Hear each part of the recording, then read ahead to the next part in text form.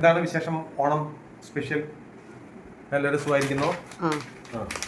പിന്നെ ഇന്നിവിടെ ഒരു കസ്റ്റമർ വന്നു.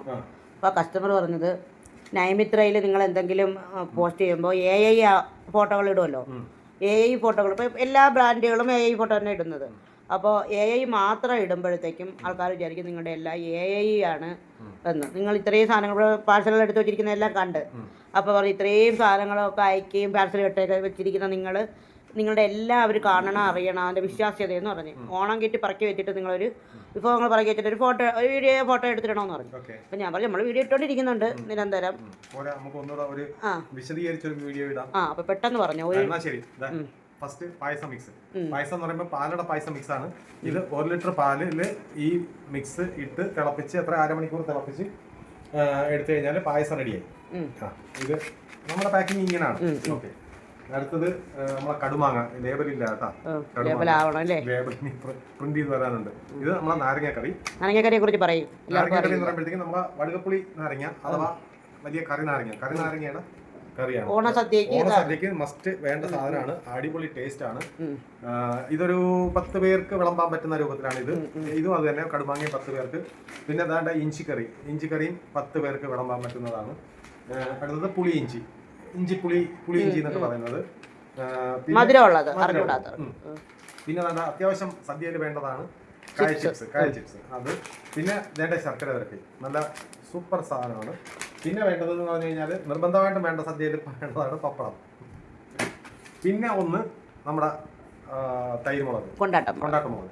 അപ്പം ഇത്രയും സാധനം 9 ഐറ്റം ഉണ്ട്. ഇത്രയും സാധനമാണ് നമ്മൾ ഒരു ഓണക്കിറ്റായിട്ട് എല്ലാവരും അയച്ചു കൊടുക്കുന്നത്. പിന്നെ ഇതിൽ ചിലരൊക്കെ പറയും ചില സാധനങ്ങൾ വേണ്ട, ഇതവർ ഉപയോഗിക്കില്ല, പകരം വേറെ എന്തെങ്കിലും വെക്കണം. അത് ഓക്കെ, നമ്മൾ അങ്ങനെ ചെയ്യുന്നുണ്ട്. അങ്ങനെ വേണ്ടുന്നവർ ആവശ്യപ്പെട്ടാൽ അതുപോലെ തന്നെ ചെയ്യും. പിന്നെ ഇതൊക്കെ ഓണ സമയത്ത് ഒരുപാട് പേര് നമ്മളെ അടുത്ത് ബുക്ക് ചെയ്യൂല, പക്ഷെ സമയത്ത് ഓടിക്കൊണ്ട് വന്നിട്ട് ഓണക്കിറ്റ് വേണമെന്ന് പറഞ്ഞിട്ട് വരും. കഴിഞ്ഞ പ്രാവശ്യം 200 കിറ്റ് എന്നൊക്കെ പറഞ്ഞൊക്കെ വന്നു. പ്രാവശ്യം നമ്മളെ ഈ പറഞ്ഞുകൊണ്ടിരുന്നു, നമ്മളെ വിളിച്ചവരുടെ പറഞ്ഞു പറ്റത്തില്ല എന്ന് പറഞ്ഞു. 100 കിറ്റ് 200 കിറ്റൊന്നും ചെയ്ത് കൊടുക്കാൻ നമ്മളെ കൊണ്ട് പറ്റാത്ത അവസ്ഥ ആയതുകൊണ്ട് നമുക്ക് വരുന്ന ബുക്കിംഗ് മാത്രമേ നമ്മൾ നോക്കുന്നുള്ളൂ. അതും നമ്മൾ കുറച്ച് പരിമിതപ്പെടുത്തിയിരിക്കുകയാണ്. കാരണം അതിനുള്ള സിസ്റ്റമേ നമുക്കിപ്പോൾ നിലവിലുള്ളൂ. കിച്ചൺ ആയാലും നമ്മുടെ പാക്കിങ്ങിന്റെ സ്ഥലമായാലും ഒക്കെ സ്ഥലപരിമിതി കൊണ്ട് നമുക്ക് ചെയ്യാൻ പറ്റുന്നത് മാത്രമേ നമ്മൾ ചെയ്യുന്നുള്ളൂ. അടുത്ത വർഷം നമ്മൾ വിശാലമായിട്ട് ചെയ്യാം. അപ്പൊ ഇതാണ് നമ്മുടെ ഓണക്കിറ്റ്. പിന്നെ ഡ്രസ്സുകളൊക്കെ ഉണ്ട്. പിന്നെ ചിപ്സും എള്ളുണ്ട, അരിയുണ്ട, അവലോസ് പൊടി, അങ്ങനെയുള്ള സാധനങ്ങളുണ്ട്. കളിയടക്ക ഉണ്ട്, ഞാൻ കാണിച്ചു തരാം. കളിയടക്ക എടുക്കാൻ പോയിരിക്കുകയാണ്. നമ്മളിതാ ഇങ്ങനെ ചാത്തനാടിയ കളവെന്നൊക്കെ പറയും. ഇങ്ങനെ ഇരിക്കുകയാണ്, പാക്ക് ചെയ്ത് വെച്ചിരിക്കുകയാണ് ഡ്രസ്സുകൾ പറഞ്ഞവർക്ക്. അങ്ങനെ ഓരോരുത്തർക്ക് പാക്ക് ചെയ്ത് വെച്ചാൽ ഇത് പാക്ക് ചെയ്യാനുള്ളത് ഇപ്പൊ നാളെ അയക്കാനുള്ളത് ഇന്നേ പാക്ക് ചെയ്ത് വെക്കും. ഇത് കളിയടക്ക മധുരം ഇല്ലാത്തതും ഇത് മധുരം ഉള്ളതും.